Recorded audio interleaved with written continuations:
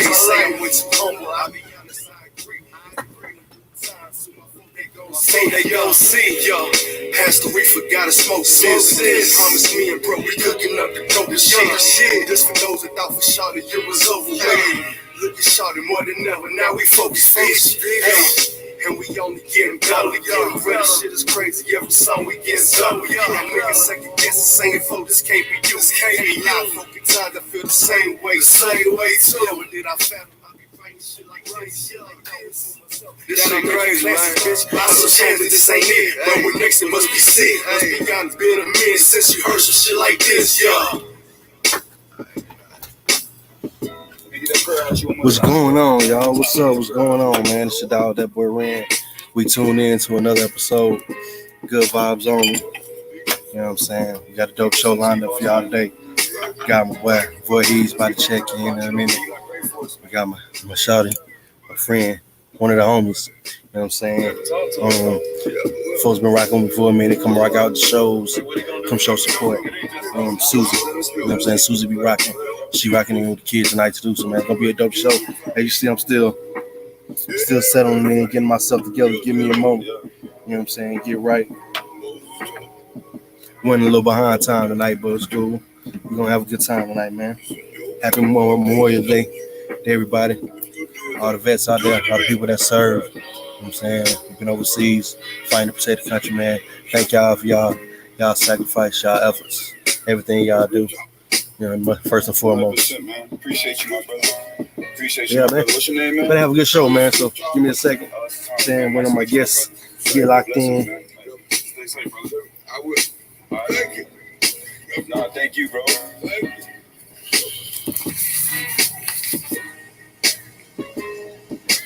That's real. For sure.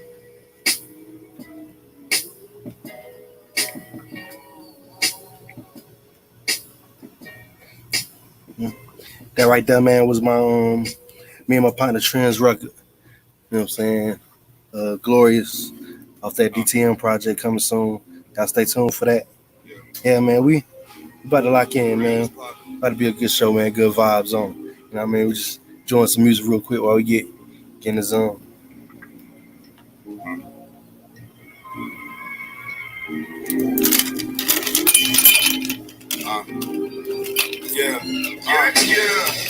Time again, man. I'm working on this business, being smart cause I'm a grown man. It's evil in this business. Yeah, tonight we on. Y'all drinking, man. Tonight we on Bacardi Oak, you know what I'm saying?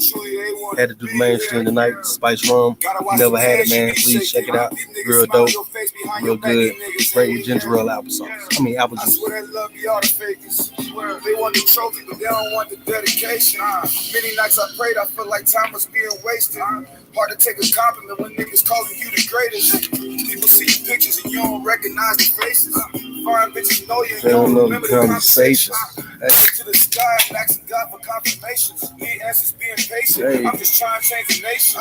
Humble by my living, I just post for inspiration. I die for my honor, that just made me the greatest. Moving overseas, by all means, no vacation. I go to get my mind right. America shit is crazy. To all my special ladies, I still need you for the prayers. Hey, this for my partners, I just shut up, shout and hold your head. By any means necessary, we gon' get this bread. So sick of struggling, my nigga, time to boss up. You say another nigga better, folk, you lost us. This for my partners out there stressing, shout and hold your head. By any means necessary, we gon' get this bread. So sick of struggling, my nigga, time we boss up. You say another nigga better, folk, you lost us. So I'm gonna go ahead and turn the music off. We're gonna get into this real quick. We gon' get this bread. So sick of struggling, my nigga, time to boss up. Okay, all right, man. So once again, man, welcome to Good Vibes On with your dog, that boy Ren. Thanks for everybody that's tuning in right now. Everybody that's yet to tune in, and we'll be tuning in later. Tonight we do have a dope little show for you tonight. Another week full of guests. We're gonna chop it up, talk about whatever comes to mind. Might have special guests pop up through the broadcast as well, so you never know. Today we're gonna be talking to my dog, my partner, my broski. He's been rocking with me for years. One of the first persons that I met doing this music, man. My fellow Northside partner, one of the first people that I know of history to rock the Northside. You know what I mean? My dog boy, he's So we gonna talk it up with him, the homie. He's, you know what I'm saying? He be moving, he be working, got a lot of stuff going on. And we also gonna also talk to the homegirl, Susie be rocking. She be doing shows, be doing events, doing festivities around the city as well too. So yeah, it's real good folks, man. Like I said, um, happy Memorial Day to all the veterans, all the people out there that serve the country, all the homies that serve the country. You know what I'm saying? Salute to y'all, y'all that sacrifice to fighting to make sure we free and can do what we want to do, and can be quote unquote quarantined but not quarantined. You know what I mean? Unlike the rest of the world. But yeah, man, we got a lot going on this weekend. Of course, you know, the whole state is back open. It seems. I had one of my partners come in from Las Vegas over the weekend, and he said, man, he was on Facebook talking about how the city was back open, man. So Atlanta seems to be back open. Seen a lot of places around the country where the beaches is back open. You know what I mean? Everybody out there grooving, having a good time, kicking it like ain't nothing going on. So we're gonna get into that. We also gonna get into what's going on with this music, man. And just a lot of stuff in the world, man. Whole thing. So we're gonna talk it up, man, with my partners. Go ahead and roll up, man. Get right in the session. If you are checking this out or are tuning in, please roll up. Please grab something to drink. Get in your zone. Get your mood right. Get your vibes right. And we have a good time, man. We're gonna make it work. Make it do what it do. Shout out to everybody that came and rocked out with us this weekend at Brews and Grooves, Lake Lanier. Unfortunately, we got shut down by the police, by the Army Corps of Engineers, and the park rangers and whatnot. So didn't quite go how we wanted to go, but other than that, man, it was a great turnout, a great event, great time to get away from the city, get on the lake, and see what really going on, man. People out here chilling, out here kicking it, like I said, it wasn't no quarantine, wasn't no lockdown. So it was beautiful to get a break from the city, man. We had a lot of dope artists come out there and rock with us. DJ Samora, she came out there and rocked with us. Madonna Tom Mills from Bonfire, Upper Room Comedy Show, he came and rocked with me. And we just met, like, all the narrow trends. The real Mika Mean, she was out there as well too. We just sad that we weren't able to put on the show and do the live stream for y'all like we were supposed to. But all in all, man, we learned a lot every week as we continue to do events and try to open back up and do stuff, man. We learned a lot about copywriting and licensing and permits and all the stuff and what it takes to do a live show and put your own concerts together. So any artist right now, man, right now is the time before everything open back up, man. You want to learn how to put your own concerts together, your own shows together, whatever or not. Holler at your boy, man. Let's team up. We can do some stuff. Or man, just look it up, man. Do the research. It's not as hard as you think, man. The biggest obstacle is really getting a lot of the stuff yourself, so you don't need anybody else in the future. You know what I mean? So that's what we've been doing lately. Oh, excuse me. Sorry. Allergies, whatever not. But yeah, man. It's really not that hard, man. You know what I'm saying? So there's a lot of things you need to know, man, for you to just go out there and jump out there and try to do some shows and try to do some stuff and try to put your own event together. But yeah, shout out to Nemo, shout out to our homeboy Extraordinary for letting us come out there on Lake Lanier and rock with him. My dog Nemo putting it together. You know what I mean? Had the vision, had the plan to be out there. So they said we definitely gonna try to get it going, man, and do it again soon. So please look out for that. Everybody that's messing with a single, find my way. I greatly appreciate that. You know what I mean? Numbers looking good. Say we just put a song out not too long ago, so we greatly appreciate that. But yeah, man, we hear good vibes only. As you can see, I'm rolling up, about to get right. Grab you something to drink, grab you something to smoke on, get in your zone, get in your mood. In a second, man, I'm about to chime my homeboy, my dog, my partner, Voorhees in this thing. You know what I mean? One of the coldest, one of the hardest working artists in the city in Atlanta. If you never heard of him, man, please check my man out at He's One. You know what I mean? Real dope artist, man. I ain't gonna say much more. I've been knowing this man for gotta be almost 10 years, if not more than that. You know what I mean? All the way. I think, bro, me and bro, I ain't known each other for like one of my first ever open mics or showcases when I was super trash with this music stuff. So still good to see my man out here rocking, man, doing his thing. every time I got something going on and he available, he come through, he show love. He never complain, he never bitch it. You know what I'm saying? He come to support, he support every artist. He posts everything. He do what he need to do to make sure the event is successful as well too. So without further ado, man, we're gonna get into my dog.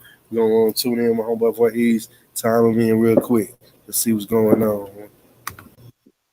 He's What's happening, man?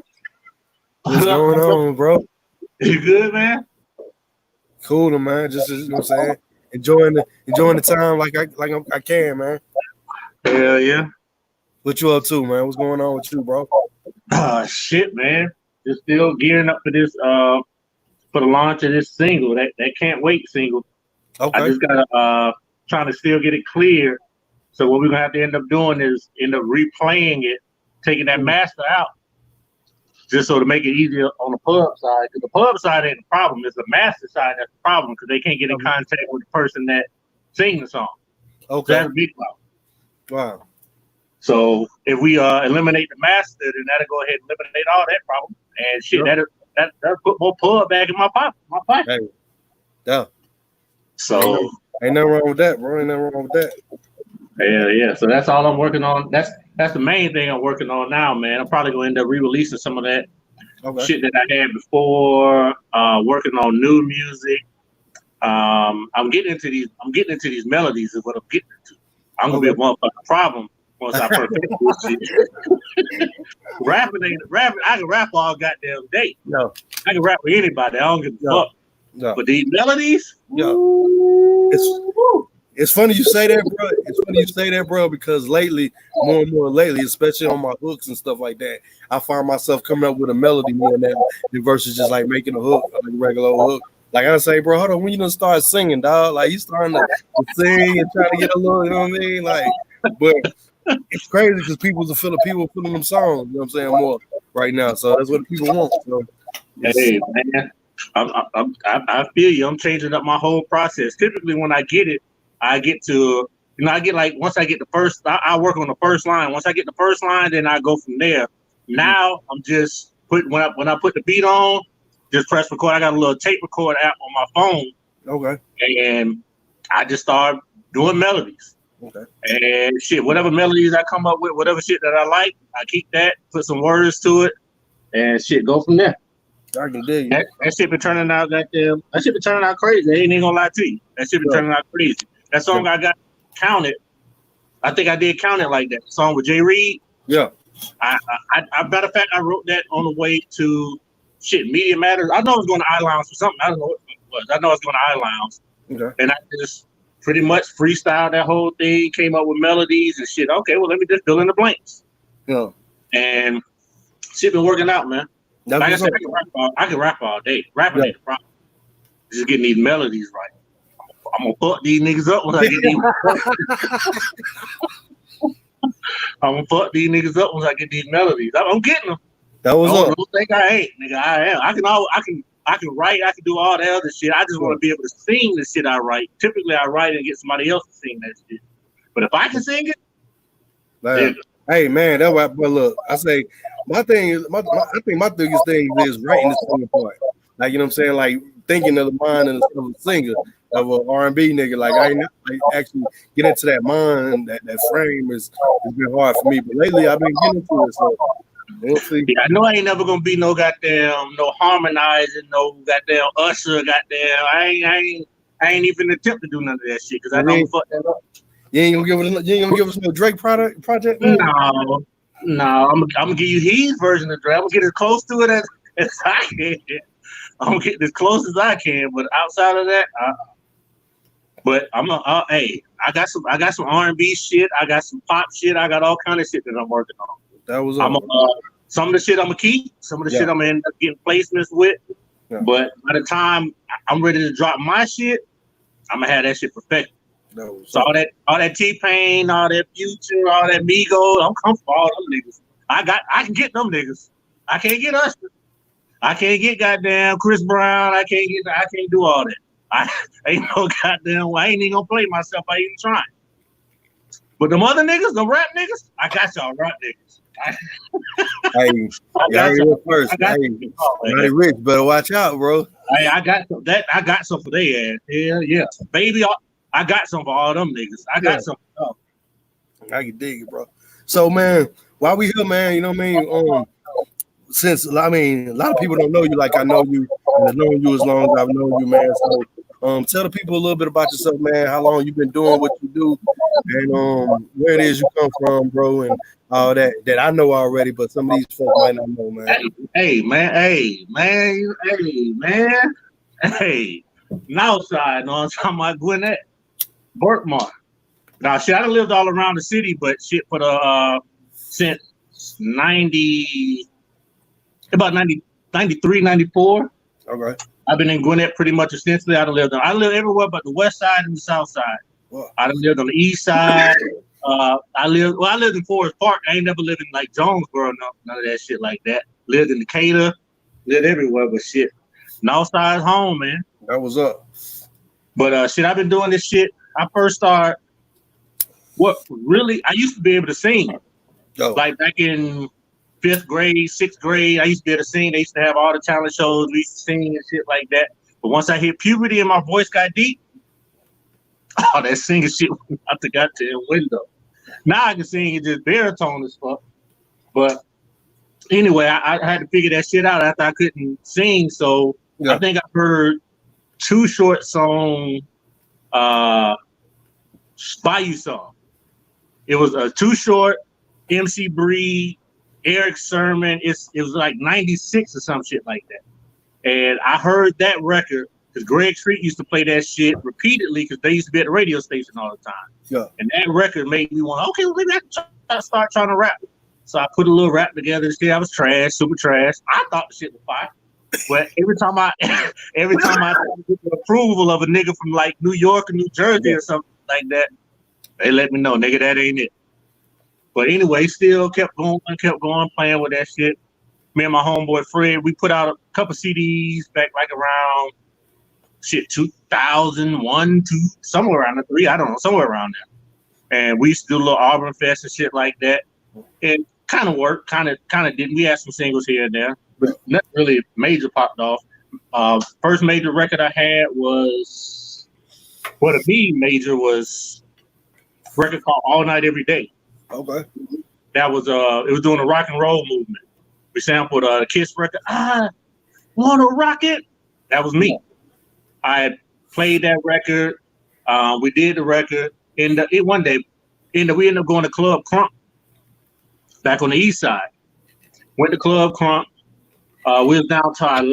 Everybody had put in their income tax money, so everybody just, you get your money, we're going to pay this DJ, we're going to pay that, we're going to do all this. We paid all the DJs and shit like that. We got down to like our last like $500 or something like that.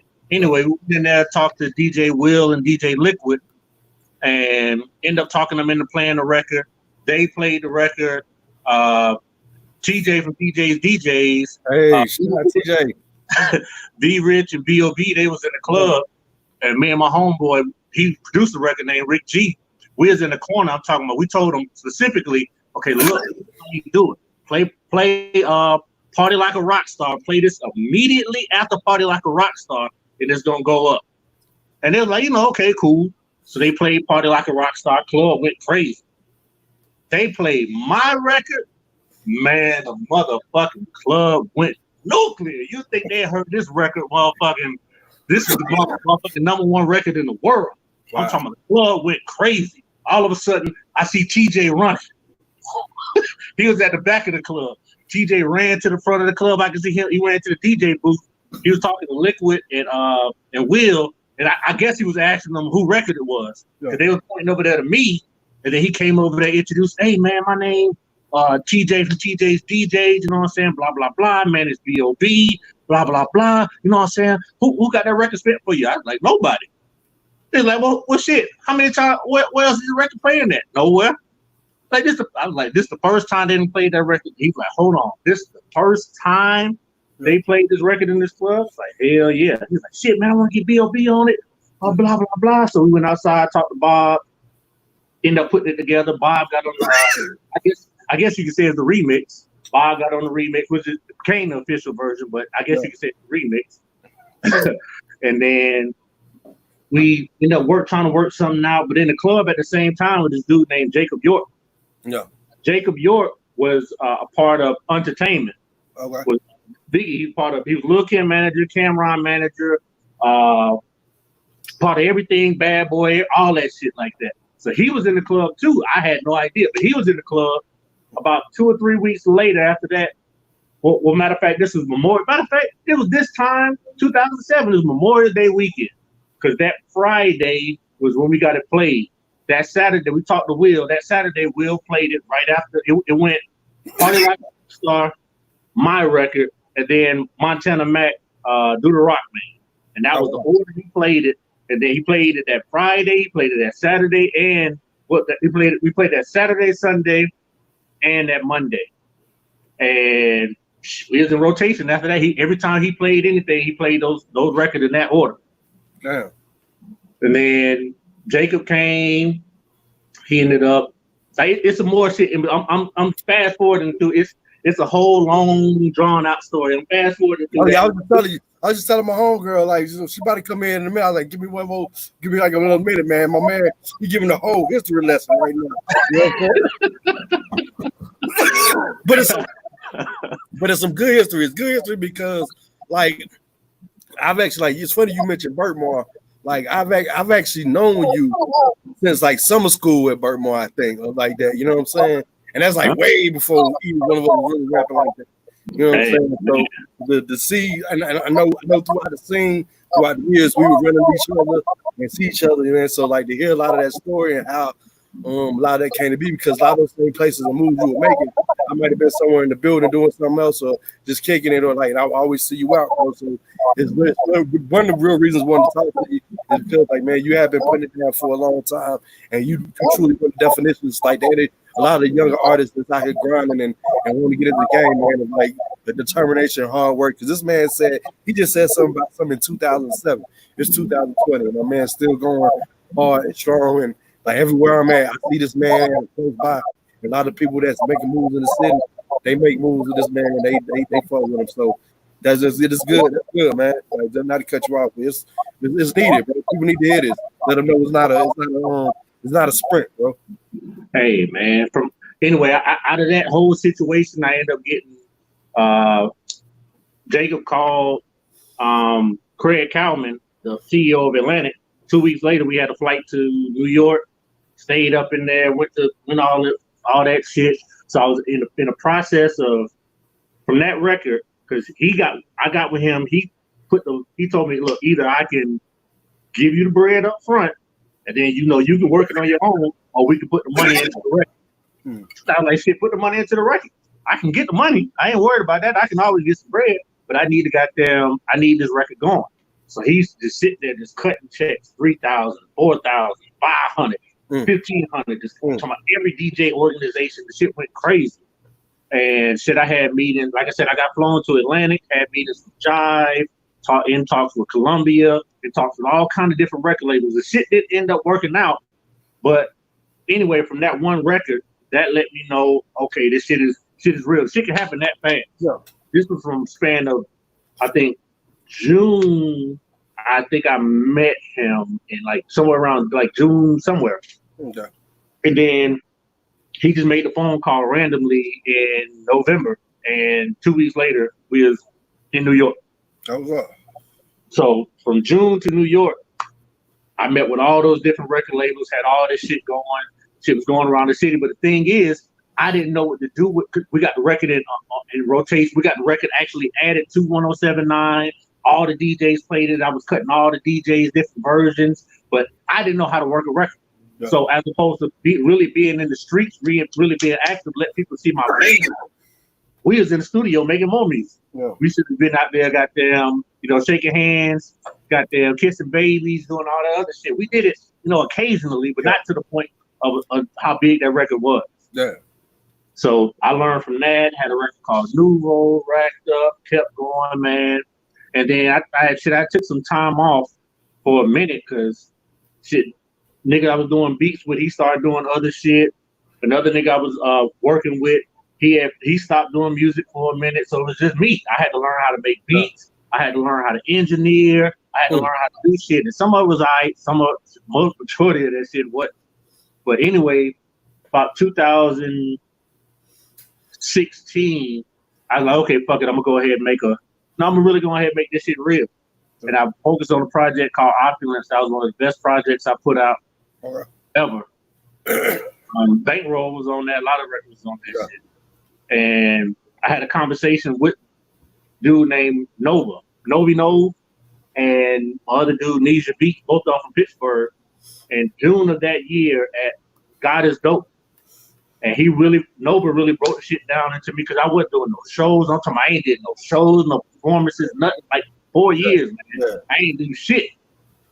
And we had a conversation. He was telling me, breaking the shit down, man, you need to get back out in these streets. Niggas need to see you. Niggas got to know you. Niggas blah, blah, blah. Anyway, after that, I think that was Tuesday. And then that next day, that was my first time going to TJ making moves. That was my first time going to TJ Maximum Exposure. Yeah. And that was my first show in like 4 years. And nigga, when I say I was damn near dead by the time I was finished that show, bang roll. I was out of shape like a motherfucker. I ain't do shit in 4 years. Right. But after that, I said, okay, but let me take this shit seriously. So I directed my shows, figuring out what combination of songs work, and shit just started going from there, man. And ever since then, shit has been crazy. That was up. I can dig it. All right, give me 1 second, bro. Give me 1 second. I'm gonna go ahead and get our other guests in here real quick. Give me 1 second. Okay. So yeah, man. So also on the podcast, welcome everybody. Good vibes on. We got Susan B rocking. You know what I'm saying? My man Voorhees right here. Sorry, I'm in my car. I'm actually at a barbecue, but I'm in my car. Oh man. So. You real, brother? Hey, this is as real as it gets. You know what I'm saying? This is as real as it gets. Hey, let's let you know, man. We feel well. But shout out, man. Thanks for tuning in, man. Thanks for giving us your time. Glad you come right with us for a second. So what you got going on, man? What's up with you, man? I know you be doing events, be doing little situations around the city. So how you been staying busy and staying outside?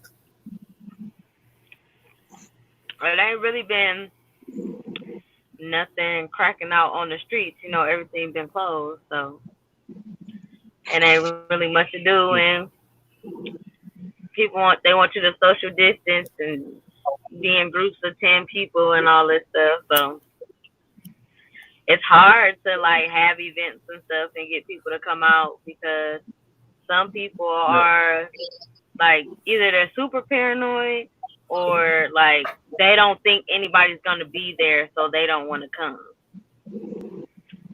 So I mean, I guess now, you know, the city just opened up this past weekend.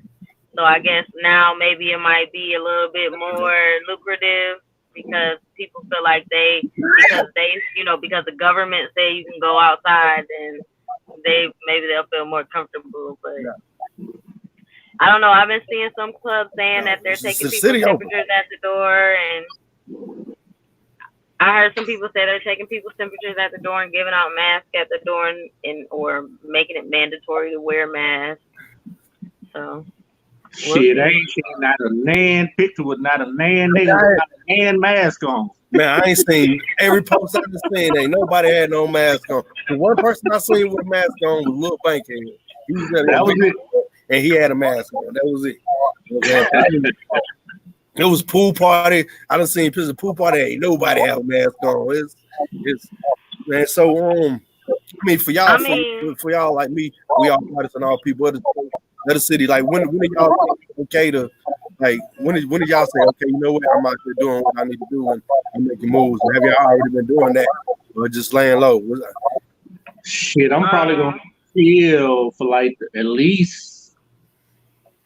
Probably like the middle of June, maybe 4th of July. You said no shows till 4th of July? Nah, because the shit, I don't know. Some just seem too fishy about everybody just saying fuck it, and I'm just gonna go out anyway. Fuck the goddamn, fuck with the CDC saying, fuck with anybody else saying I'm just gonna party, and goddamn if I get it, I get it.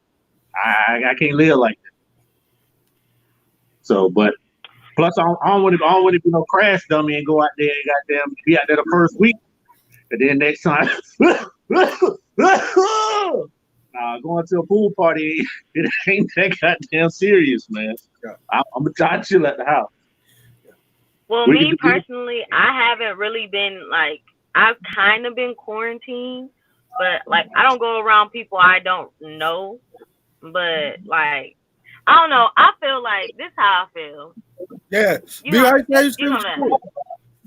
Like I feel like people die from stuff every day. Like you can get in your car and get into a car accident. You can be walking down the street. Like I know a girl who like got into a car accident and like survived the car accident, and then another person hit a pole and the pole fell over and fell on her and killed her.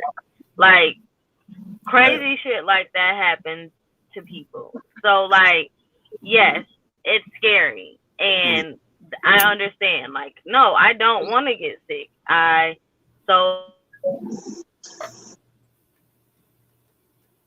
She might have just got a call. Yeah. She's might have got a call. So I do stuff that.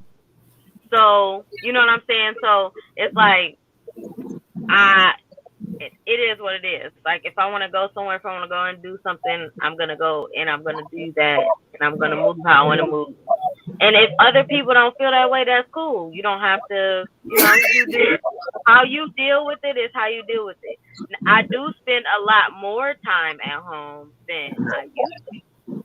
But like, and I have gotten to the point where like if I'm like doing something like I'm doing Uber. So if like I'm out doing Uber, sometimes I might be like, oh, I'm gonna stop by so and so, blah blah. But I've gotten to the point now where I'm just like, I'm just go home. Like I just go home, go to bed.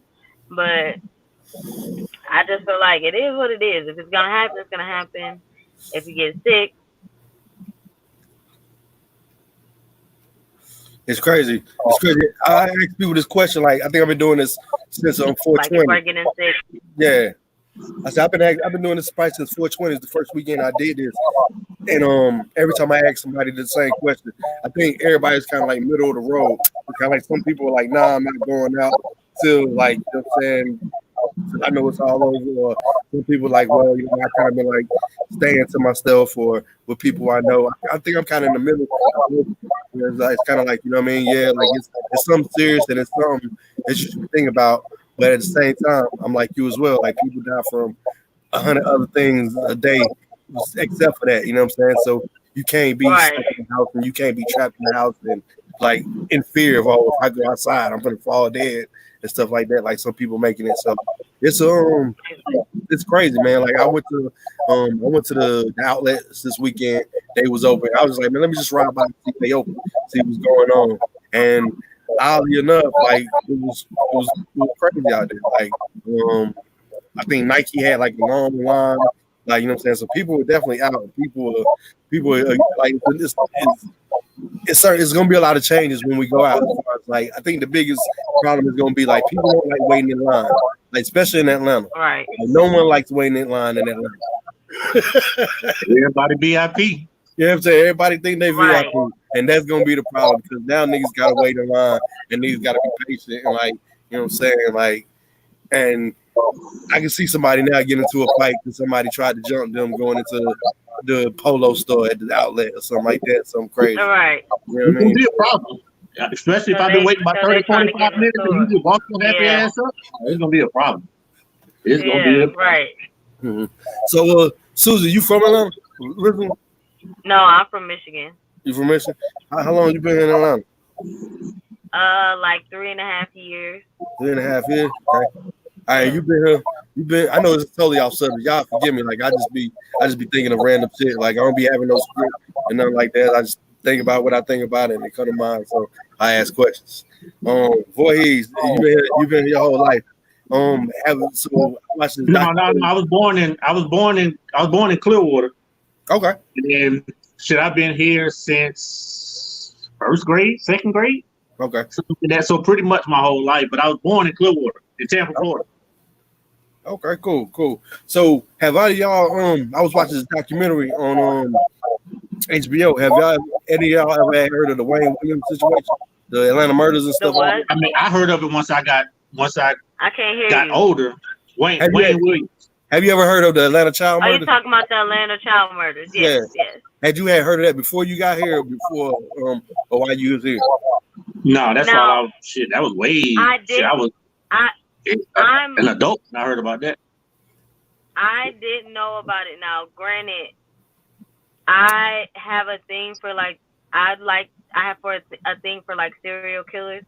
So I didn't know about it, but not because I moved to Atlanta and somebody from Atlanta was like, yeah, blah, blah, blah, blah, blah. I found out about it because I watched Mindhunter on Netflix. Okay. And they did the second season after that. So when I watched it and I was like, dang, I never heard of this before. I went and like researched it and went dumb crazy. But I just happened to live in Atlanta when I found out about it, but not because I live here. But then, like, you know, that's my thing. So then I just went, like, Google dumb research crazy. And I had to learn everything about everything. Okay. And, I mean, so, yeah, we can talk about it. Cool. All right, cool. And you said you found out about it when you was older, as an adult, right? Yeah. Okay. So what y'all think about it, man? Like, because I think, I don't know if y'all watch, like I said, there's a documentary on HBO, and that's out right now. And basically, like, I think the city of Atlanta at some point between last year and this year, and the mayor decided they're gonna like look back into the case and make this big thing about it and see if anybody else should be charged with whatever or not. So I just want to get some like y'all thoughts on this situation. Like, what did y'all hear about it? What did y'all know about it? Or from what you know about it, do you think that Brooke killed anybody, or is it somebody else like most people believe? Or y'all thoughts on it? I know it's totally off random, but totally random shit. I'm hot, man. Yeah, well, I don't know, man. I never finished watching the series because I was watching it because it came on like True TV or something like that before it went to HBO, and I watched like the first 2 episodes of it. But I've heard all the stories and all of that, but I have to finish watching all of it before I can give a real opinion, because a lot of people say it's him. A lot of people say that it couldn't have just been him because it's too many people for it to just be one person doing all this. So I have to really watch the whole thing and then before I can actually make my own like a justified opinion of it. Because from what they were saying from the documentary, basically like there was I guess like 20 something murders, and dude got convicted for 2, but then like the other 20 something, like it's just like whatever, like we don't care nothing about it. Like he did these 2, we just want to say he hypothetically did the rest of these, and I just like don't have no true evidence. So it's a crazy situation if y'all ain't. I mean, yeah, it's like that. But from what I was getting from what I seen online when it was on, and from like reading all the clips, and everybody's like they tried to sweep the shit under the rug. So we just go, he did it. Oh yeah, we just gonna say he did it. We're gonna pin everything on him, and then we're gonna forget the rest of them. The rest of y'all ass out. He may have did it. He may not have done it, but we just gonna blame it on him, and then y'all gonna forget about it after about a year or so, and then we'll go from there. Yep. The people who he's not linked to, they like shit. We ain't forget about nothing. That's still my brother. That's still my son. That's still my cousin. That's still my whoever. Yeah. So they still remember. But that was the 80s, man. I don't know what kind of evidence that they gonna pull up from 40. Damn near it was like 40 years ago. Mm-hmm. So I don't know what they're gonna pull up from 40 years ago. But I mean, stranger things have happened. Somebody could confess on their deathbed or something like that, or anything. Who knows? I think that because, like I said, I do a lot of research and like just like how the mind works and why people do the things that they do. And I definitely while I can't say it may not have been him all the time, I definitely think that it was a black person, only because we as black kids are innately taught to fear white people. Yeah. So no white person is gonna walk up in the hood, first of all, because we are gonna protect what's ours. So you don't look like us, and we don't. You may not look like us, but you might have grew up here, so we know who you are. But we don't know who you are like that.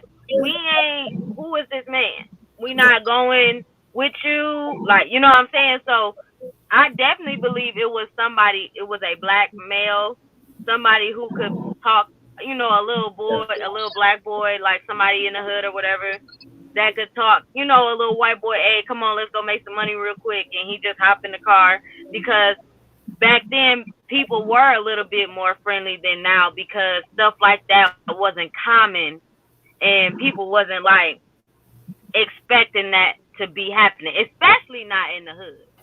So, you know what I'm saying? You just don't expect like that, something crazy like that to happen. So I definitely think that Atlanta was very lax with it when all of it was going on, and they didn't really know how to deal with it, because that's not something that we as a community are used to being exposed to. You know, we're used to, that's a white person thing. White people are serial killers. And by statistically wise, they are the main people that are that, because I think a lot of it has to do with maybe the difference in how black people Then we might have lost it again. may have been raised, as opposed to how they're raised, and things are mental illness. Mental illness isn't real, and mental illness doesn't exist in the black community. You know, black people can't be mentally ill. We can't have depression or be bipolar. So it's like you don't even want to even imagine that you is something like that. So that usually is manifested in other ways of crime, like thieves, like robbery, or, you know, drug dealing, something that is more acceptable in our community, as opposed to going out and snatching up little kids and killing them. But it happens. We just don't hear about it. Yeah. Because you almost did not even hear about that until it started getting crazy, and then people are like, oh, this is really going on. And then it was like, you know, oh, people are paying attention to it. But like you said, I didn't know until I was grown that it had even happened. And it's like, you know, stuff like that is going on, but they don't talk about, you know, we don't talk about it.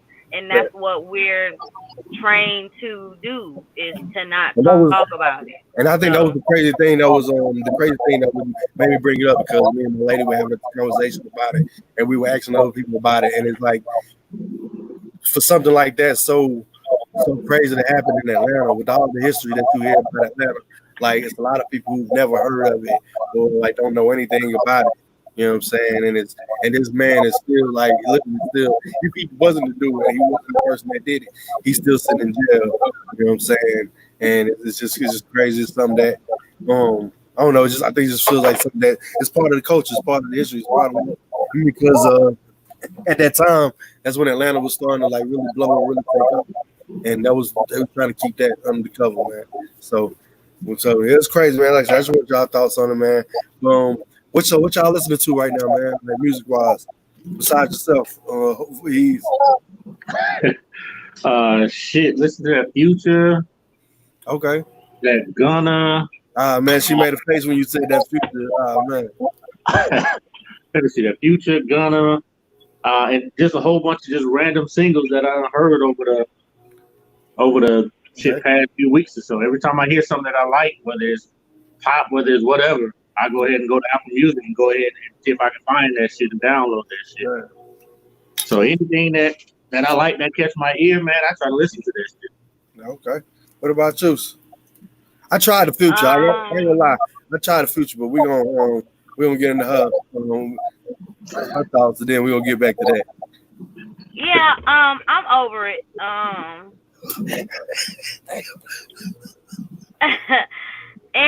And this is why I say that, and I say that, and I say this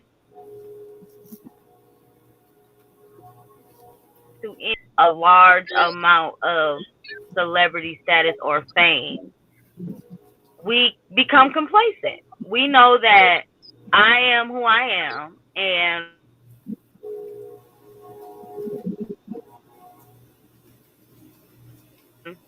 I can really put out anything. Like I could literally do the whole song, and people are gonna think that it's fire because I am who I am. So I don't have to really try hard to get that.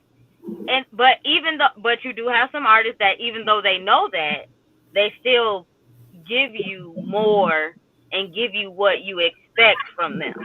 So that's why I say I'm over it because I remember when Future first came out, and you know what I'm saying, like I remember loving to listen to him and things like that, but now it's just like no, like you really just knew what to throw together to make it fire.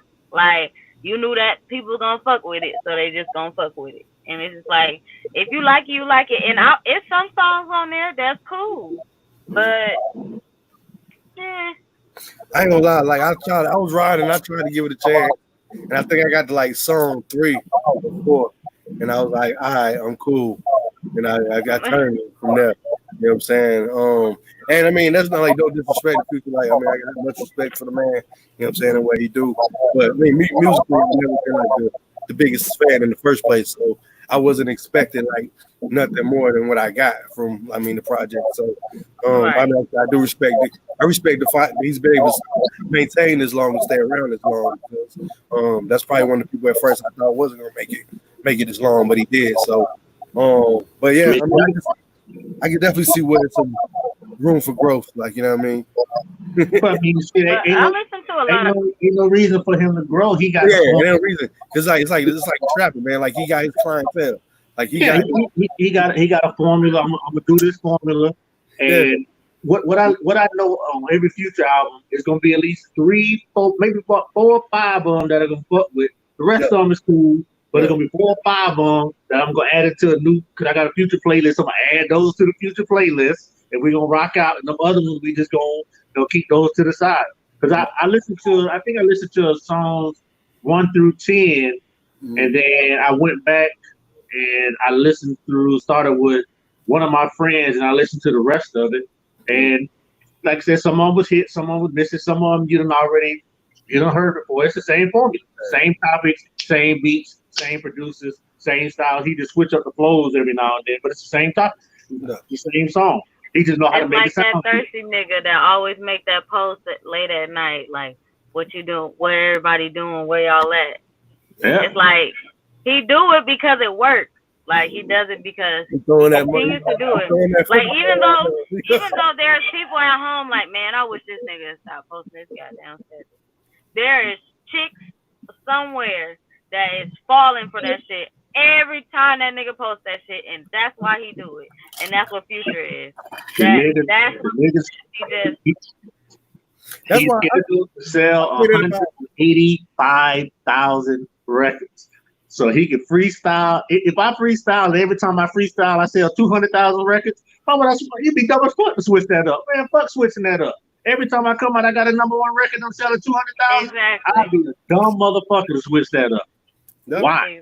Because I get a bag every time I come out. And then to keep y'all going, I say crazy shit on Twitter. I release the crazy shit about my baby mamas. I release the shit about my baby mama to get y'all talking. No. And then I go ahead, while y'all talking, let me go slide this album on their ass real quick. Because he probably did that album. Nigga probably did that album in 1 weekend. Yeah. They do like 5 or 6 songs a day. All he do, he go in there, he mumble some shit. He mumbled out the whole song, and then rearrange the shit. And then once they rearrange it, then he might go in and change a couple lines or some shit like that. Then we on to the next song. And the engineers, they put all that shit together, put all the magic on it. Someone put the shit together. We just knocking it out. Every weekend, if I know I can sell another 200,000 anytime I want to, why would I switch it up? If you like me, obviously every time I come out, I got 200,000 people that fuck with me. I done made all my money back. Whatever the label spent, I made it back plus some. Because I done no physical albums. I work with all the producers, so they giving me the beats next to nothing. At this point, no. So I'm just cashing out all the way around. Why would I switch it up? No. every time he come out, everybody says it's the worst Future album I done heard. But yet he still sell the records, and yet he still have 3 or 5 of them that get into rotation, and that's all he needs. Just to go into every Future album knowing I'm probably not gonna get more than 5 or 6 records that I really fuck with. I don't care how many records on the album. There's about 5 or 6 of them that I'm gonna fuck with, and the rest of them they just fillers. They just the pastime. Yeah, that's why I go to every Future record. I know he gonna give me something that I need, because I need that Future fix every now and then, and he give me that Future fix every now. Whenever I want to hear, because he's the king of toxic masculinity. But we ain't got nobody to speak for us. We ain't got no Mary J. Blige. We ain't got no goddamn Keisha Cole. We ain't got no K. Michelle. We got Future. Future, the only nigga that get on there and talk that shit that we really want to say. And I know every album, if he ain't on Twitter saying it, it's gonna be on that album. That's all I'm listening for. Talk that shit.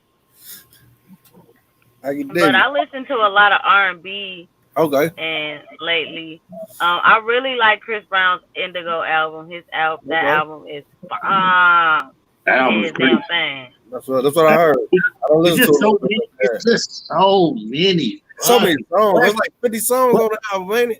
But they all hard. They're hard. Exactly. What to listen to? And I didn't even realize it. I did not even realize it until I took the time out to like actually listen. You trying to be hard. You don't want to be singing it. Each track is fire. And the crazy shit is there's multiple tracks on the album that have 2 songs on them. That's on crazy. One song. I'm like, I love Chris Brown. He's a shit. That's definitely somebody I think he don't get enough credit. I mean, we know he don't get enough credit, but he don't get enough credit. He literally just broke the record for having 100 hit Billboard Top 100. Yeah. R&B male singer, the first black male. The Billboard 100 by himself. Like, it's crazy, bro. Exactly. He has a Billboard 100 of hits. That shit is crazy. Shit, if you drop 50 songs at a time, you would too. But but the thing is, that's why it's so like he's a fucking genius, because he releases so much music and it's good. Like, that's the difference between a Chris Brown and a Future. Future releases all this fucking music, but there's only so much in that amount of music that you're like really fucking with. Chris Brown has been releasing music since he was 14 years old, and he has been releasing fire all down like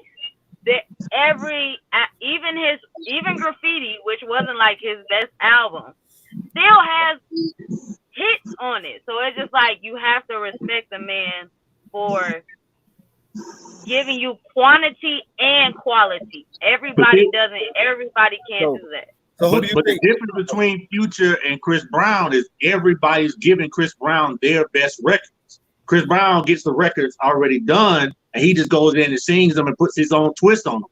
Future's in there. But Chris Brown is a writer too. Chris Brown. I understand that, but I personally know a whole bunch of his writers, and they give him the record. Now he will take them. He'll take what you got, your idea, and he's gonna Chris Brown it. So you might start out here, and I think this is where your record is at. He might take the record to here. However, he's still getting the ideas. He's still getting the hooks. He's still getting pretty much fully polished records. But like you said, 40, 50, if you have 40 songs and 38 of them 40 songs is amazing, that's still an accomplishment. That's still an accomplishment. That's crazy. I was listening to the album one day. I was listening to Indigo when it first came out. I forgot what I was doing. I think I was riding to somewhere far as fuck. And I was like, okay, cool. Chris Brown got 40 songs. I know this is gonna get me there and get me back. And I'm listening to him. And by the time I got to Heat, I'm like, God, this nigga got some shit on this album. God damn. I lost track of what. And the crazy shit was he released a lot of singles and he still had fire. I lost count of what I stopped counting. Before I was counting, but after I was like, man, there's no need of me counting. I'm just gonna let the shit play. And every song that came on was hard. Every song that came on was hard. Damn. Yeah, I think that might be one of the ones I tried on the trip to Austin or something like that too. Like when he was on the road for a minute, like, you know what I mean. So I was Like up. the only thing that fucked him up was that Rihanna shit. If it wasn't for that, that's the only because he's like Mike Vick. You really, R. Kelly, you know you really, really love that nigga, but it's kind of taboo and you really don't want to say it because it's not the popular opinion to say that you like Chris Brown. Yeah. Chris Brown is a fucking genius. He's a genius. Yeah, all the way around, he's a genius from dancing to singing. Ain't nobody fucking with him on the dance. Ain't nobody touching him at all. Like, I'm sorry. Hey, every time I see him, I think I see Mike. When Usher be like, I ain't fucking with Chris Brown, then he went. When Usher himself say out his mouth, I can't compete. Then damn, okay, you win. See, Chris Brown can act. Chris Brown is a dancer. Usher is a nigga that he got the stamina of. I'll be like, Jesus Christ, that boy going. I seen one of his live performances. Born dancer and a nigga that you can teach the dance. He be dancing the whole time. You see Usher doing the steps when he got them that he done learned. Chris Brown does not. He's doing this. He's doing it, but you can tell that shit is just naturally in him. Yeah. Some shit you just you can't teach. It's a big deal. So with that being said, who do y'all think in these they doing these little battles? Who y'all think could battle Chris Brown? Who y'all think would be a good battle? I don't know. I've been asking this question. Nobody. Asking this question. And because my thing is, you have to ask yourself this question: what does a Chris Brown record sound like? Right. The only person that I think may be able to give you a good battle, but is who? He froze up. Yeah, he froze up on us. Can you see me? You kind of okay. You back now. You back now. You back. You said who? Okay. I said Drake. Drake. He's the only one with. I feel like he's the only one with the enough work and like the versatility to like go up against Chris Brown. I don't think that he's gonna win, but I just feel like that. But I ain't gonna lie. One time I was in the club and the DJ. There's no male singer. Yeah. One time I was in the club and the DJ played a Drake set, and I think he played it for about a good 45 minutes. It was just straight Drake songs or songs that Drake was on, and I literally sat there and I was like, "Yo, like, damn, bro! Like, I didn't realize this man had this many songs and this how many songs he was on." But it was another one. 45 minutes where it was just straight Drake songs. I was like, "That's crazy," and I had to give him. What fucks me up about Drake is he'll drop some singles and you'll be like, man, you'll think you fucking with it, like, okay, I guess I'm fucking with it. And then he'll drop the album and you'll be like, damn, nigga, why you ain't make this the single? This is the single. Well, Drake's smart too. All of these is fire. Drake can hop on a song with nobody, like somebody that's a nobody, and like make the song and be the song of the summer. Like, you know what I'm saying? And then that's why No Guidance was such a big hit, because it was like Chris Brown and Drake, two of the people that's gonna always make the song pop. And then they did that video to go with it. They knew exactly what they was doing. It was perfect timing for both of them, just like skyrockets them, and they still riding away from that. Like, man, I was just like, dang, whew, they came out with that fire. I was like, Lord. What y'all think about? It's certain niggas that's I like Roddy Ricch too. I like him. I've been listening to his album. I like his album. You said who? Roddy Ricch. Oh yeah. Roddy Ricch. With it. Yeah. That shit hard. Yeah, that shit hard. That shit go hard. Like that's probably he probably like the only singing rapping nigga I like. Like, you know what I'm saying? So I ain't gonna lie. I listened to that. I was cutting my grass yesterday, and I was listening to that Gunna. What's today? Yeah, yesterday. That Gunna shit hard though. That shit hard. Okay, it ain't hard as Roddy Ricch. Okay. But that shit hard though. I'm gonna have to check it out. I ain't gonna lie. Like, you know what I'm saying? I ain't never really been a Gunna fan, a big Gunna fan. So I ain't really.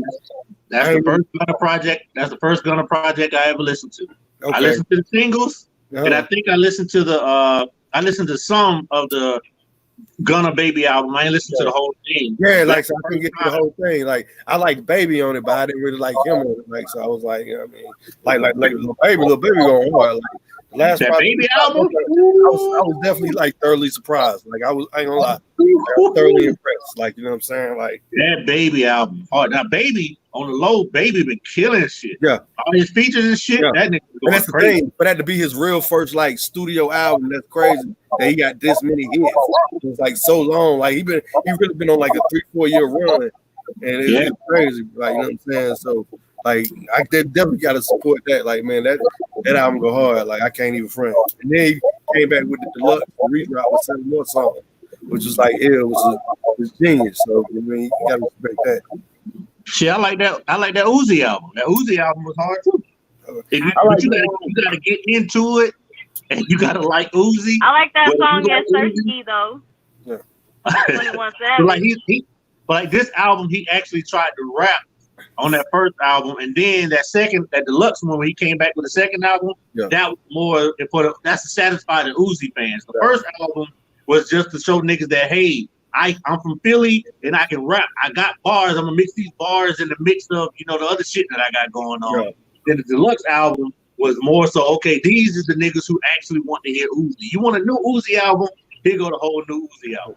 I ain't gonna lie, that nigga voice annoying me, bro. I can't even do it. All right, y'all. I gotta go. All right, Susie, man. Thank you for having me. Thank you. Appreciate you. Come rock with us. Meet you. Everybody give vibes on it. Shout out to Susie be rocking with us. Follow me. That's it. Susie be rocking. Follow me. Yeah. I can dig. All right, man. So it's just me and you. Yeah, man. But I feel you on the. I heard people say that about the Uzi, and I know it did like good numbers. You know what I'm saying? But like I said, bro, like even now when his voice come on, bro, like I don't know. I can't do it, bro. His voice. That's the first Uzi album I listened to. The whole way. Everything you know. I listened to Love Is Rage too. Okay.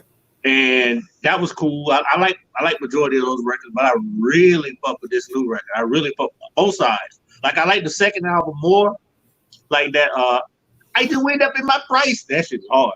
That nigga got some shit on that album. I ain't gonna lie. That nigga got some shit on that. You just gotta really just listen to it. I ain't gonna lie. Like who album I would really listen to, and I ain't really like. I've been kind of listening to this music, but I ain't really got hard into. Was I listened to that Mozzie album? Like Mozzie just dropped a new album. Yeah, I still ain't listened to it. Yeah, like I've added it to my Apple Music, my library, but I ain't never listened to it. Okay. It's straight though. Yeah, it's straight, man. Like I mean, it's kind of like it's it's Nipsey-esque. You know what I'm saying? Like kind of that same vibe. Like you know what I'm saying? Like he ain't really doing like a whole bunch of. He just rapping in his lane. You know what I'm saying? He talking his street shit. You know what I'm saying? Whatever not, just some real shit. And ain't no bells, no whistles, no big metaphors, some of these no melodies and nothing like that. You know what I'm saying? It's just him talking some real shit. You know what I'm saying? So it's kind of like that same wave and that same move with some Nipsey and like folks like that. So I think that's why I mess with it the most. You know what I'm saying? You kind of fill that void. You know what I'm saying? That's the kind of stuff I kind of listen to. For the most part, and try to be on, you know what I'm saying? So, but I do, I do respect, like I said, like the little babies. Actually, at first I wasn't a Young Thug fan, but I'm become more of a Young Thug fan. Like you know what I'm saying? Like that's another one who I didn't think would last this long, but somehow like managed to make it. You know what I'm saying? So I always respect that, man. So, but what's about what's about you ain't seen that you would want to see, or like what you think about M and X? Like, do you think M and X would be a good battle? Nope. Because they two different lanes, two different energies, two different topics. Because the people that like Eminem not gonna tune in, and the people that like X are gonna tune in. But the Eminem songs wasn't like both of them. You're not listening, like but they hit you differently. You don't listen to M for shit that's gonna hit you in the soul. You listen to M for lyrics. You listen to M for that comical shit. but you don't listen to M for. I mean, he has those songs. Don't get me wrong, but that's not what you listen to Eminem for. So that's like apples and oranges. That shit ain't gonna match. It's not a good match. There's really no rapper that can match with M because of his topics. His lane that is not. It don't make any sense. Yeah, like, it might make sense because I like rap, and those are two of my favorite rappers. That would be cool to see. Yeah. But how do you judge it? Yeah. How do you judge an Eminem and an X battle? If X plays Damien and M plays Kill You, how do you really judge it? How do you really judge that? You know what I'm saying? Those are two different. One plays Stand and the other one plays The Prayer or something. Like, how do you judge that? You can't judge that. That's not even. What about X and J? Do you do X and J be a good one? X and J would be good for New York. 10 songs, and then Jay gonna take off on them because Jay got too many hits. Yeah.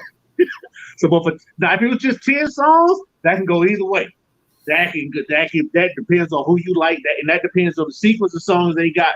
Once you start getting past 10, them hits gonna start falling off compared to the impact that Jay had. So that's still ain't a good battle for me either. Right. I think for me, like, I think a good battle for X would probably be Scarface. I think that'd be even. That'd be even because both of those, they got hit records, but they both got their soul music. That'll probably be the only one. But I think X will still get Scarface because X got more hits than Scarface. Yeah, remember, he got more club records. Yeah, Versus is a hits battle. These are your hits versus my hits, not cult classics, not fan favorites. But we gonna go to these charts and see what it did on these charts. That was the cool thing about like the RZA and the Premier window. It was kind of like fan favorites was thrown in there, like what I'm saying.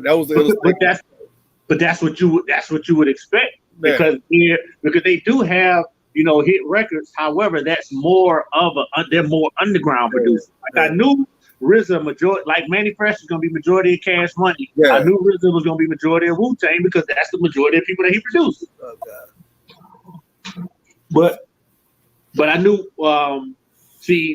Primo he produced for everybody.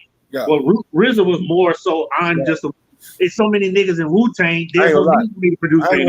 I didn't realize Primo produced for that many people. Like, you know what I'm saying? Like as many people he did. Like Primo got like everybody, bro. That nigga got classics with everybody. Yeah. That's the thing. From NY State of Mind to fucking all them Jay-Z records, nigga. Kick in the door. Yeah. Man, that is like just off Jay. He could have just did Jay-Z and Biggie alone and probably could have won. he didn't do Brooklyn. He didn't do Brooklyn Finest. There's a whole bunch of records he didn't do. They didn't do exactly. Not Brooklyn Finest. What's the other one? What? No, he did do Brooklyn Finest. He did do Brooklyn Finest. No, he didn't even play that record. Yeah. So but both of them have records that they could have played that they didn't play. But yeah, I think for RZA though, it was like more like unless you was a Wu-Tang fan, like you wouldn't know a lot of them songs. You know you had to be a Wu-Tang fan. Yeah, I mean, pretty much everybody in hip hop was a Wu-Tang fan. Yeah. But in order for it to really hit you, because Wu-Tang is classic overall, and outside of say the Purple Tape, they really don't. Nobody really says that they have like a classic album. Yeah. Outside of Only Built for Cuban Links. Yeah. They have classic cuts on all of their albums. Yeah. But they don't just have one. They don't have a fucking Illmatic. They don't. They don't have none of them type of. They don't have that one album where if you want to know what a classic record sounds like, play this. This is they don't have one of those. No. And that's the main difference. I'm at that. That was a question I'm about to ask. What some people might, I don't know. I'm trying to think. What about the one? What's the one that sold like Triumph? Yeah, that album. Like 2 million out the gate or something like that. Something crazy. It did some crazy numbers worldwide or something. I think it was Wu-Tang Forever, wasn't it? Yeah. Yeah. The album with Triumph. I don't know if that's considered a classic album though. Like you know what I'm saying. That ain't like It was a double disc. Yeah, if they shrunk all them songs down to one disc, like majority of niggas is, if you straight all them 30 songs down to 15 songs, got you a classic. But you got so much filler and there's so many niggas rapping. Yeah, man. Oh, man. That's on every song. Oh, man. Niggas. It's too much. I listened to Triumph like on like the title after that one day, and the song was on, and I was like, bro, is this song still on? Like, who is rapping now? I don't even know who this is rapping right now, bro. Like, which member of the Wu-Tang Clan is this, bro? Like, I have no idea. Like, it's too many of them. 20 niggas rapping on that song, bro. Like, that song was literally like 10 minutes long. That's what I'm saying. It's too many niggas. Like your ears get like their hardest song. Like, you know what I mean? For me. Your ears get fatigued after a while. Like if all the songs are maybe 3 minutes, 4 minutes, cool, but 5, 6, 7 minute songs, because everybody want a verse, and everybody don't just want 4 bars or 8 bars. Everybody want full 16s. So it's like shit. You got the one nigga that might feel himself. He might want the whole 32. I got 24 on this one, nigga. I went crazy on this, nigga. Y'all not finna cut mine down. Yeah, that's like I'm finna shine, man. So, man, I know you were telling me about this one dude named Larry June that I ain't heard about. Okay, I think he's from Cali, because they was like, who's the best lifestyle rapper between Currency, Wiz, Dom Kennedy, and Larry June. I ain't never heard of him, but they said I need to get into him. Dom Kennedy was at one point in time my favorite rapper, but I don't know what. I say Currency, man. Currency is the most consistent, bro. Like Currency drop a tape every week, bro. And all of them be good. All of them got shit on it. Yeah, like all of them got shit on it. Not Dom. Like Currency, bro. Currency got a lot of music, bro. Every little time I look up, Currency is dropping a project, bro. Like that's one of the things I respect about Currency, and it's kind of cool because he ain't an artist that you hear about on the mainstream level a lot. You know what I'm saying? But my man got so much material. He got a cult following of people that fuck with him to the depth, man. So yeah, yeah. But I've heard of Larry June. I mess with Dom Kennedy. I mess with Dom Kennedy. I can see Dom Kennedy. Dom fell off, man. Huh? I don't know what the fuck happened to Dom Kennedy, man. I don't know. The nigga beat selection is terrible now. He ain't on his timing is off. He ain't on beat no more. The topics, I don't know what the fuck happened. That nigga had it up until after the Yellow album and the Please Make It Home Safe. Yeah. I don't know what the fuck happened to him, bro. But sure, somebody said, hold on, somebody on IG Live said about a battle, like what we think about Mos Def versus Lupe Fiasco. You said who? Mos Def versus Lupe. Neither one of them got 20 hits. Yeah. Like I don't you got and I don't want to hear 20 album cuts of nothing. I want to hear 20 hits. I don't know 10 Lupe records. I mean, I can't tell you 5 Lupe records. He got some dope albums, but I can't tell you 10 of the records. I ain't gonna be honest. Now the records are hard, but I don't know them.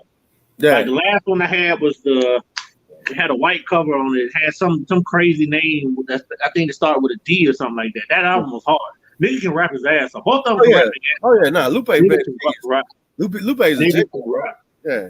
But I don't know the records. I can't name you. Like the one I know is Kick Push. Kick Ghost. He got Kick Push. He got Superstar. He got the record with Kanye, Trust the Sky. Yeah. He got the Marsha Ambrosius record, or was that Marsha or Jill Scott is one of them? Jill Scott, the one where they had the robots in the video. Daydream, yeah. And shit, I don't know. I don't know. But I mean, not as far as the hip hop here, as far as now, if they were just rapping, that's different. But this is a hip hop. Well, that's lyrically, yeah, but it ain't about lyrics. Lyrics, I mean, I don't know. Him and Mos Def, I don't know, bro. That's tough. Yeah, I might have to take Lupe just because I've heard more of Lupe than I had of Mos Def.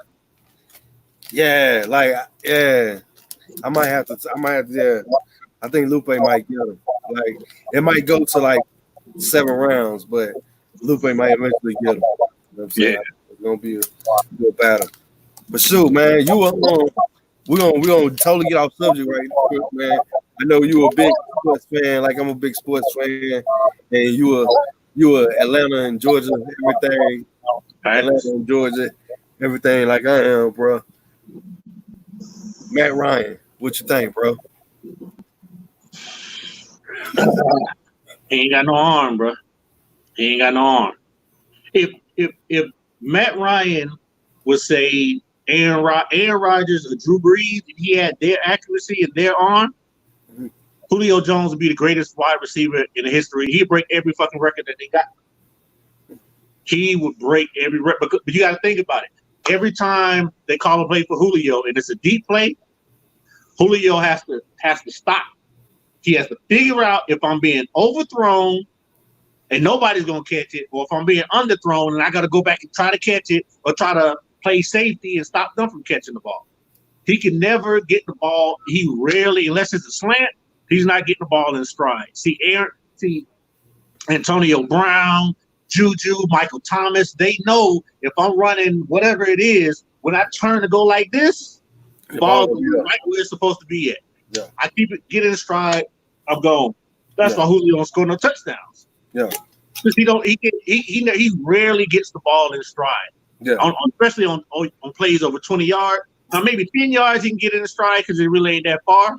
Yeah. But 20 yards and over, rarely get that shit in stride. So unless we get Shanahan back or somebody with Shanahan's ingenuity as far as play calling, we can't win with Matt. However, it's been 4 years. Every 4 years we get further.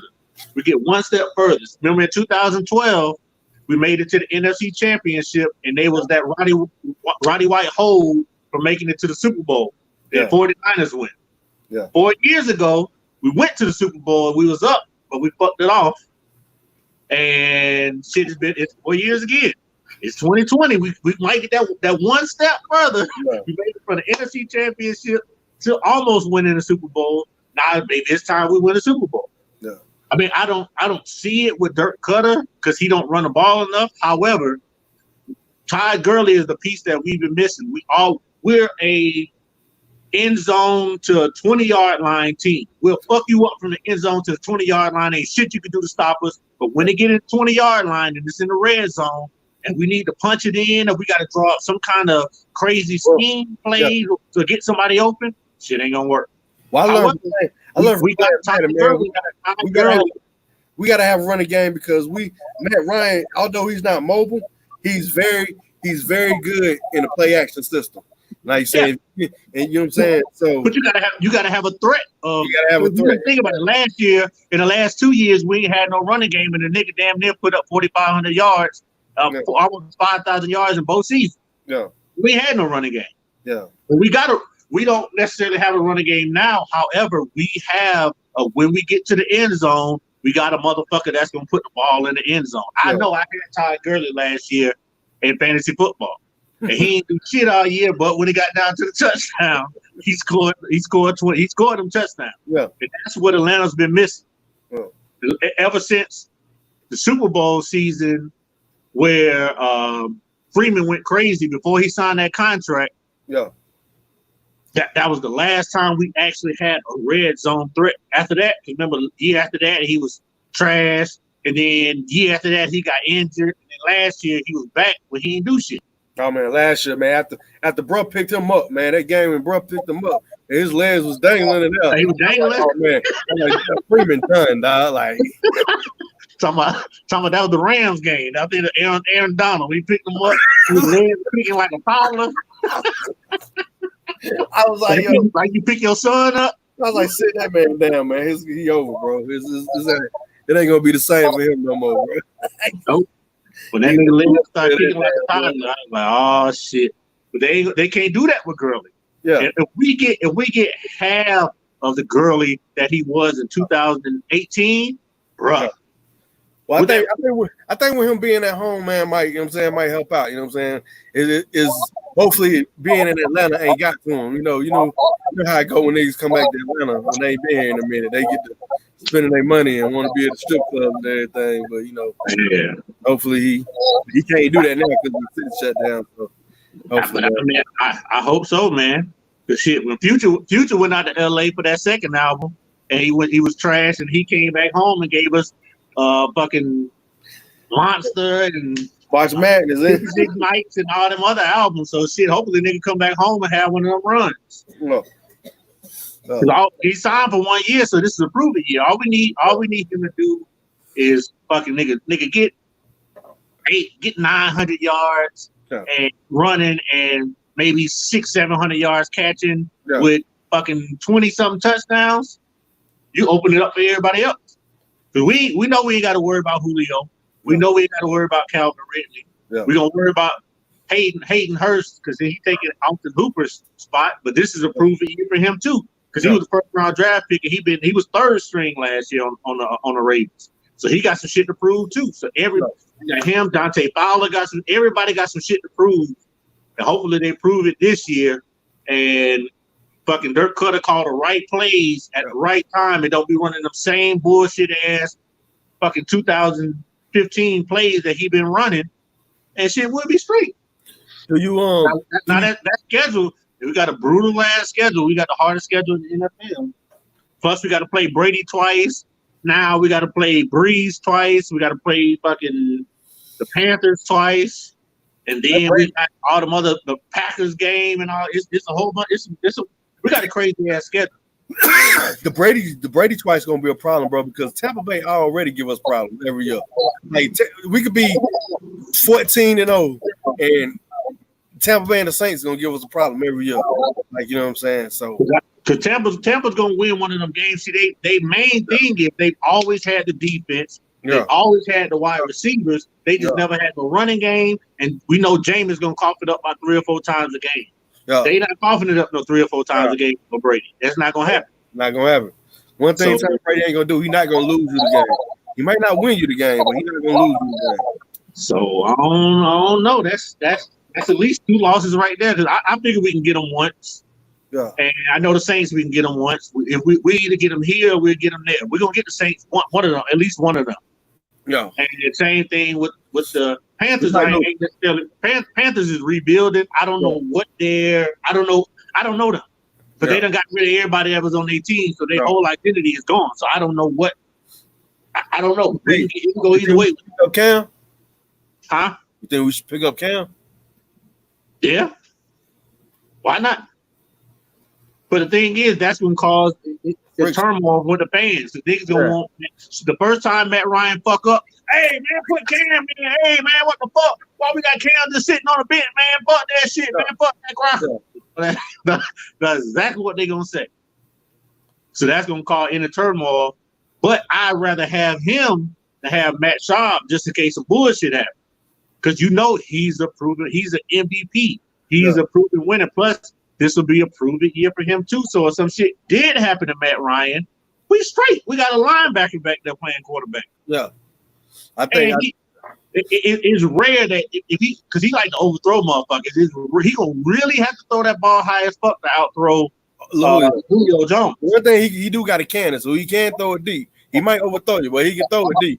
He can throw it. He can hit him. He can hit him in stride majority of the time. He's gonna overthrow Julio a whole bunch, and he's gonna put way too much on goddamn short yardage. For a nigga that he should do a lob, he gonna throw that bitch as hard as he can, even though you 5 motherfucking yards away from him. So he gonna tear them hands up. You gonna have calluses and shit all on. He gonna fuck your hands up, but he gonna get you that ball. In short yardage, it's just a long distance shit that he gonna get it there. It's just the accuracy that's the problem. He's gonna get you the ball, or it's gonna get close to you. You just better be open enough where you can either out jump the motherfucker or it's gonna be gone. Yeah. But I'd rather have him than Matt Schaub because you can get him next to nothing. I can't Matt Schaub, put Cam Newton on the bench and shit. Sure, I think, man, I would have went and drafted Jake Fromm rather than have Matt Schwab. Like, you know what I'm saying? I think we could have. No, Jake Fromm is Matt Ryan 2.0. The same guy. Just to have him in the back, just to have him. It's the same thing. No. We need somebody else. No, trust me, he done broke my heart. Him and Matt Ryan is the same motherfucker. Oh yeah. He's just a younger Matt Ryan. He ain't got the arm either. We can't have two motherfuckers who can't get the ball down the field, who can't throw over 20 yards. Yeah. But we definitely. I'd rather either get somebody mobile or because I was thinking we were gonna get Jalen Hurts. That's what I was thinking. I can see if Jalen Hurts was on the team, I can see Jalen Hurts doing some damage with Julio, and I can see him fucking some shit up. Off of what he did alone in Oklahoma. Because that was his whole thing. He can't throw the ball, but once he got to Oklahoma, he threw the ball. Yeah. So he was a dual. He was a dual threat. He scored. He threw as many touchdowns as he ran for, and that's what you're looking for in this day and age. And he know how to throw the Calvin Ridley. Yeah, that's what I'm saying. And the whole thing is the statues and the shit back there. The statues them days is over. Yeah, and that's my thing with Matt Ryan. Like, my thing with Matt Ryan and the Falcons is like everybody else is getting mobile at the quarterback position. You know what I'm saying? Like so that sitting in the pocket, not getting rid of the ball, that ain't gonna work, bro. The thing about it, our whole division is right now but outside of what's the dude's name in Carolina? What's the name of him? Outside of him, we got 3 statues. Yeah. Matt Ryan a statue, Drew Brees a statue, and Brady a statue. If you hit any one of them in the mouth, it's gonna be a problem for them that whole game. Yeah. You just got to get to them and hit them in the mouth, and they're gonna get happy feet and get scared for the rest of the game. You just got to hit them in the mouth. Yep. No, that's how you always get the Saints. Get to the quarterback. When you get the Rays and go over.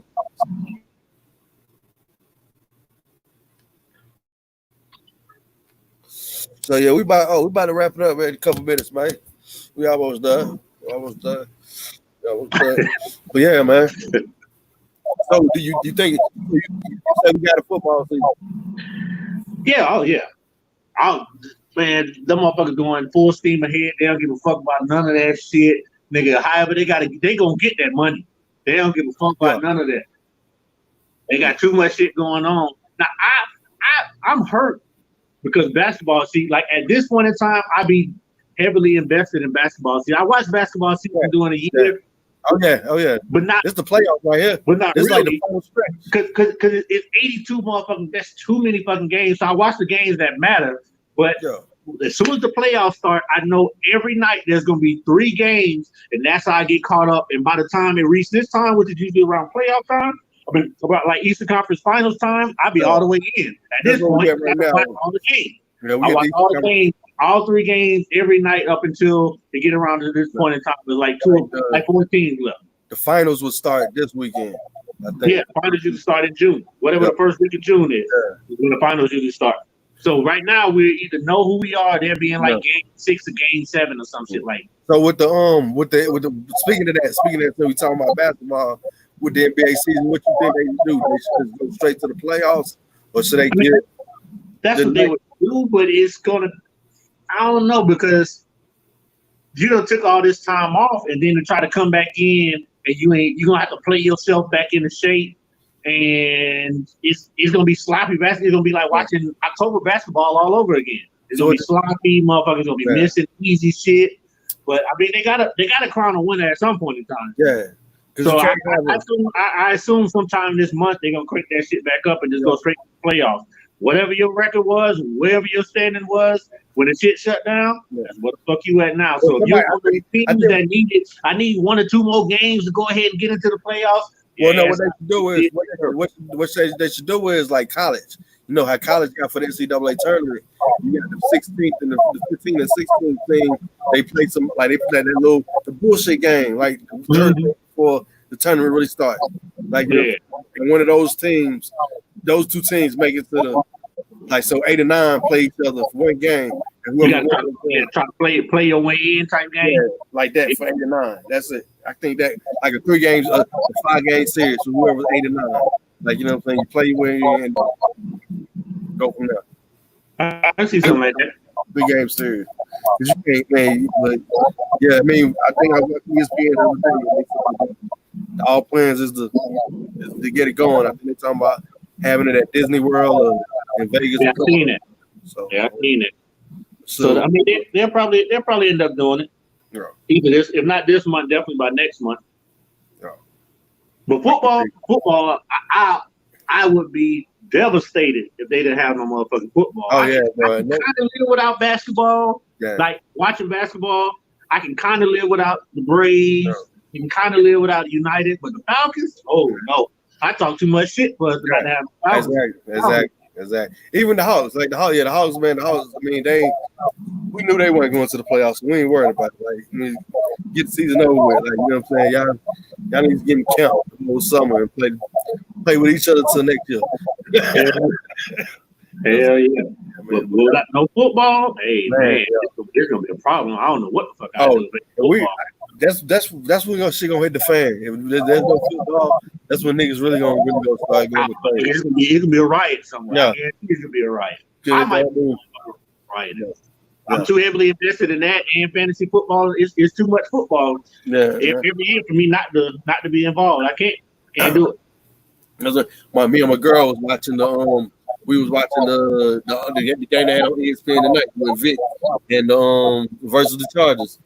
And I was like, man, like I can't believe I'm still watching the whole game. Like I know the outcome, but still, like it's just still football, ain't it? Still football. You know what's gonna happen. Yeah. But so that was up though, man. I appreciate you, man. Stopping by, man. Fucking with me tonight, man. Checking up with me. This is my dog Voorhees, man. Y'all go check him out. Get there. Let them know where you at, man. They can follow you. All that good stuff. Follow me on all streaming sites, all DSP sites, everything, man. VOREHEEZ, Voorhees, Hollywood Hees, Drip God, Dripper Jones. Hey, and we all in the motherfucking building. Hey, man. Shout out to my boy Ren, man. Like you said, man, I don't know Ren for years, man. Yeah. Even back in, like you said, we went to goddamn school together for a hot little minute. Yeah, that's my dog, man. I just see motherfucking Brookwood. I remember the first time I went to motherfucking some school over there at Berkmore. I was like, bro, like this isn't good next. Like, oh man. Yeah, that's shit. I think after that, I ain't dated another girl from Brookwood after that. Like everybody else was like Berkmore or like Meadow Creek or somewhere else. I was like, oh man. I was like, oh, I might have moved to Gwinnett from the cab from Antonio, so I was sick. You know what I'm saying? So yeah, that was man. Those were the times, bro. That's crazy, bro. But I was thinking about that, bro. Like, high school. I remember performing at the little spot over there on Pleasant Hill behind the Chick-fil-A. I don't remember. Cafe La Vaca, yeah. Cafe La Vaca. Yeah, and all that, man. So that's crazy, bro.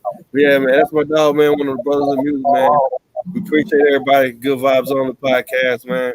This is that boy Ren. Y'all be blessed, man. Like I said, happy Memorial Day to all the vets out there, everybody that serve the country, all the essential workers, everybody that make sure we safe, all the mothers, fathers, everybody, man. Be easy. Right. He appreciate y'all. Yeah.